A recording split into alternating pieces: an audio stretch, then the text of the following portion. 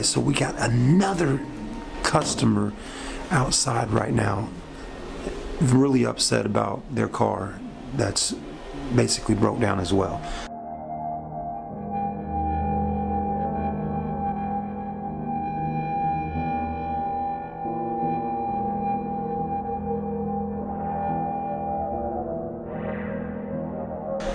You can see it right there. There's the customers out there.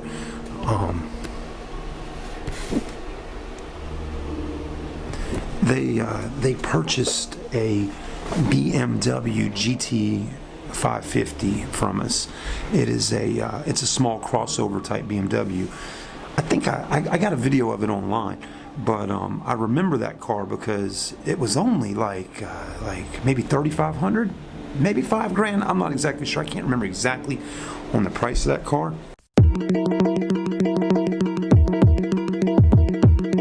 What's up, everybody? Welcome to Charleston Car videos and Charleston Cars for Sale, wherever you're at, on Facebook, YouTube. Today we're here, though, in beautiful Ravenel, South Carolina, and we're going to be taking a look at this car right here, the 2010 BMW GT 550i. Now, first off, to get this right off the plate, this car is being sold for $7,500. So, with that being said, this is one heck of a deal for you. But I remember the price was really low, and I thought the car was really nice. You know, when I looked at it out there, I said, wow, what a nice BMW for such a cheap price. Because I'm telling you, $7,500 is a deal. You can buy that cash price like that and go get these couple things fixed on it. You'll have a beautiful vehicle, well-running car when we all done here. And so when I did the video on it, again, I'm just going back in my head right now. I got the video up on YouTube already, but you know, I think I remember mostly, you know, the reason why the price was low on that car is because it had extremely high mileage on it. I thought it might have been around 200,000. Got that iDrive system by BMW. Now, there is a check engine light on, and from what the owner was telling me, it needs a tune-up, okay? As you can see here, engine oil level, so it's going to need a tune-up, all right? It's another thing you're going to need to do. Again, buying it for $7,500, you take it, go run down to the BMW store, put another grand in it, whatever. You got a nice little car here, okay? We got 185,160, so 185, 160. So it's got high mileage, okay? But we're going to let you know all this stuff up front. So, you know, the car sold fairly fast. Just within being here the first week, already sold. Just a second. Thank you for calling the autobuycenter.com. How can we help you? Okay, yes ma'am. Your tags, remember which vehicle you bought from it? Oh, the Pontiac G6. Okay, let me transfer you to our accounting lady that handles that stuff. So anyways, it's Saturday now. They've owned the car for a couple weeks.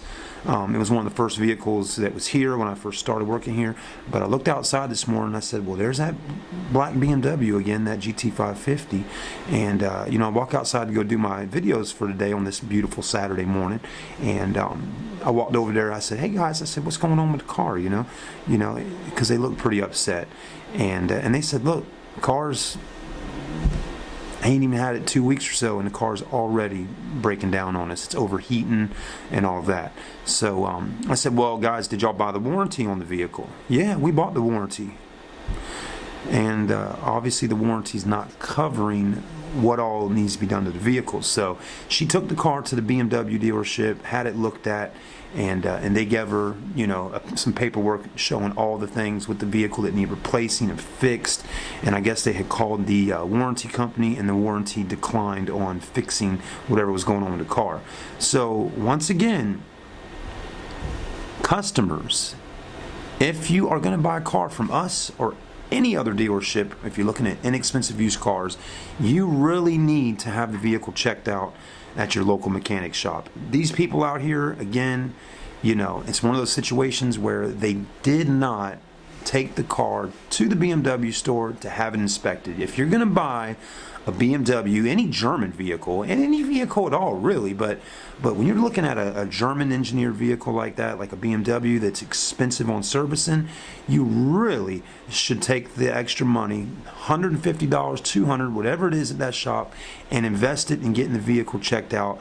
Because here's the thing, you might think to yourself, you might say, you know, I didn't want to spend $200 getting it checked out, but I did, and they told me everything wrong with it, and hey, I might be out $200, but I didn't buy that car. I went and bought a different one, right?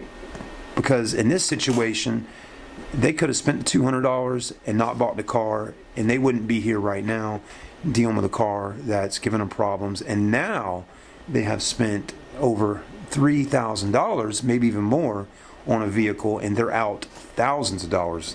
So again, you got to know what you're dealing with, and that's why I make videos on the cars talking about them, because I want y'all to really see what the deal is with the car. Now I don't know if a car is going to overheat or do any of that, right off the get-go. But that's why we test drive them and check them out, so we can figure out exactly what's up with the car before you buy it. I do the best I can on that side, but as always, you as the buyer, you need to do your due diligence as well, and get the vehicle checked out at the shop before buying it, especially on a car like that. Anybody that's going to buy a BMW that's less than $5,000, like a newer body style GT 550 like that, you got to know there's got to be something going on with the vehicle, and that's why the price is low. It's got high mileage, and any car that's got high mileage is going to need some work done on it. It's obvious. It's going to need a service. It's going to need some things going on with it. It's a high mileage car. That's a great car. It's a beautiful vehicle, and it can still be a great car for these folks out here, but they're going to have to spend the additional money getting it checked out and worked on. And obviously it's got some reason why it's overheating out there. Something needs to be replaced. So anyways, we'll see if anything else comes from this today, but just another update. Remember, cars do break down, and if you sign the as-is buyer beware forms with the dealership here, there's not much you can do. They've already said they want to contact an attorney and all that, but like I told them outside, I said, when you go to court, the judge is going to ask you if you signed the as-is forms from the state and all of our other forms, and if you signed them, I've seen it on Judge Judy one too many times. The vehicle's as-is, case closed. There you go. All right, everybody, so it's a great Saturday here at the Auto Buy Center once again, and we're working hard to get cars sold and help people out, and that's pretty much the name of the game, is selling cars and helping people get vehicles to drive, right? So we were just talking about the Beamer right there, and our sales guy inside's chit-chatting with the customer right now, because he has he's the only sales guy that it seems lately that keeps dealing with cars breaking down after they leave, and so I haven't dealt with that problem yet. I'm sure the day will come where I'll end up selling a car and something happens to it and someone gets upset, but I'm doing everything in my will to make sure that doesn't happen, because realistically, I don't want to sell somebody a car that's going to break on them after they leave the dealership. I understand they're old used cars and they can break and things can happen, but again, if there's anything I can do while my customer's out here with me, I'll do whatever I can to make sure you get a car that is going to last. That's the main thing. And if it is a car that you're buying that's got something wrong with it, I'm going to do the best I can to let you know, so you're aware of it, and hopefully you can get it fixed after you leave here. But hey, once you drive out on that road right out there and you've signed your paperwork, that's it. You understand? And that's really all there is to it. So you need to know that. Again, we're dealing with a particular customer, and there's a lot of these customers doing this. They're coming in, they're seeing these great prices, and they're just buying the cars. They're not checking them out, and they're not doing their due diligence to make sure that the vehicle is okay. So at that point, it's kind of their fault. we let you know up front what's going on. Now, I don't know, again, if the same sales guy is selling cars that keep busting up, breaking down after they leave the store, then there must be something also going on with the salesperson, because they're obviously just selling the cars and they're not going through and letting the customer know, hey, this car's got this going on, this, that, and the other. And, that's really sometimes when it gets down to your typical type used car salesman, where all they really care about is selling the car and getting you down the road. I'm not that type of salesman. And I understand sometimes the sales guys might not know what's going on with the car. I get that. But again, if this Nissan Altima right here, guys, that Nissan Altima's got 260,000 miles on it. It drives like a piece of shit. It's just not a good car, okay? It shifts through the gears bad. The transmission feels like it's got something wrong with it. Every day that I get customers, they walk up and they go, oh, I like Nissan Altima. I like that car. Dang, that's a good price. And you know what? I look at them, I say, I won't show you that car. I'm not going to show you that vehicle because it's got some things wrong with it, okay? And, if you want to buy it, then buy it from a different salesperson inside, because I'm not wasting my time selling you a car that's going to break down unless you really want a car that's going to break down on you, a couple months after you leave, or the next day, or next couple weeks, or the next 6 months. Anyways, that's all there is to it. So have a great day, everybody. We'll see what happens with the BMW GT 550, and I'll update you and let you know what the owners will do. But, if you own a car dealership and you're selling vehicles like this, you got a obligation to talk with these customers if they come back in here and they're upset. And you do. You got an obligation to talk with them. This is your building, your rooftop, your name on the building. If they come in and they're upset, you should talk with them and let them know what's going on. And I'm sure these guys will do that. Anyways, look like the mechanic's coming out now to take a look at the car to see what's going on. So you got to try to help your customers and appease them as much as you can. All right, everybody, we'll see you on the next clip.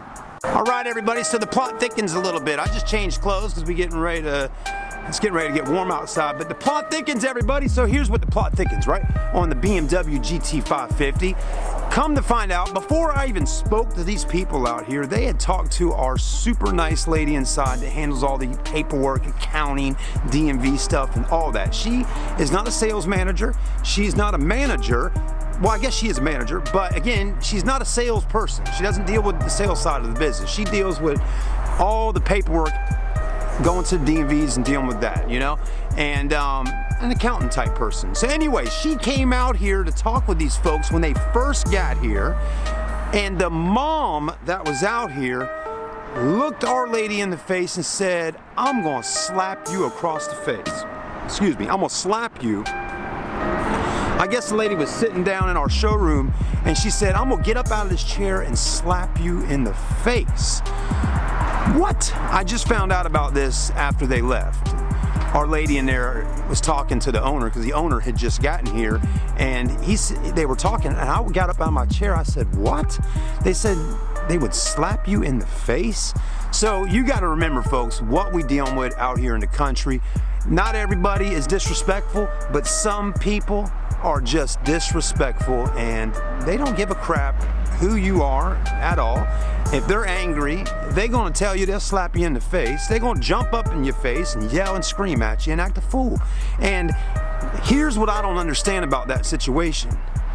If you come to the dealership to get help because the car you bought has something wrong with it, do you think talking like that is gonna get you anywhere?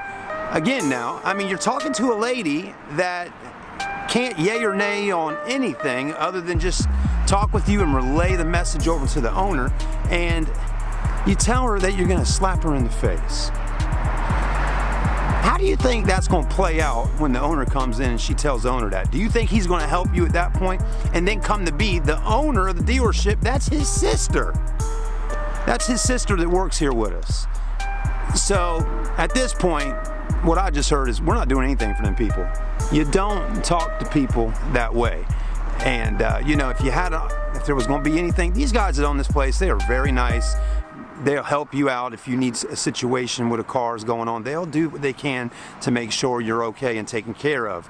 But if you go and show your ass like that, you know, what would you do if this was your store and the customer came in and told your sister, I'm gonna get up and slap you in the face? Would you help them out? So what would you do? That's the name we're gonna do on this video. All right, everybody, we'll see you on the next clip.